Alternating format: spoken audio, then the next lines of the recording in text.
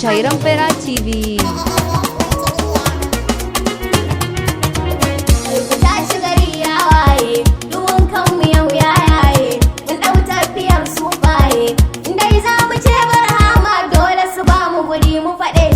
Barhama ta kamar yan faira, bai cikan ka dole na tsara, da yardar ilahu na fara, da shi za na kare wallah rabbana bani damar nishi, mu sha gudu cikin halararka, ashe ka riga ka ɗauka, ka shage makiyan mu da sarka, abu zainaba ke baje shedanin da ke jefa mugun mashi, rayuwa ta ɗauko saiti, tunda ta kama nurin zati, da zikiri ciki da salati, mijin hafsa shakundin na tawagar barama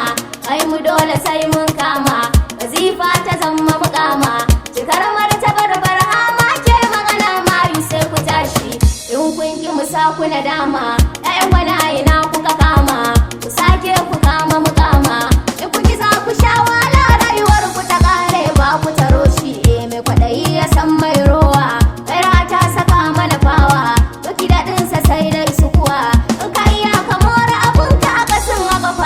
sha laushi ko rayuwar mu zafa ta kare a kan gausu sai mun jure mu kyala masu gemun taure kare ku dinka yau ta kare kun kwadai kuke iya nishi suna ganin mu ne yan wala inda mu kama bayin Allah fada ce ta manzon Allah mana dali waliyan sai ku tuna mai yasa kuke kyamar shi yan bakin ciki kai can ku mu dai mun wuce mun bar ku akan shehu ba mu da shakku ya tarwatsa duka cikin mu da tartsatsun sansa ba ma laushi kai la ilaha illallah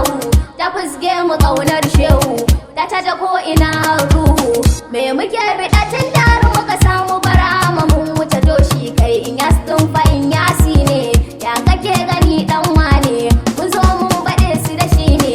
la ilaha illallah dole a ba mu guri mu fade shi ja suke da mu yan wala diga jikin mu ba ta sallah inda muna cikin yan faila iyaye ku toshe kunne dukkan uwarsu ƴaƴan wala baya ga tijjanawa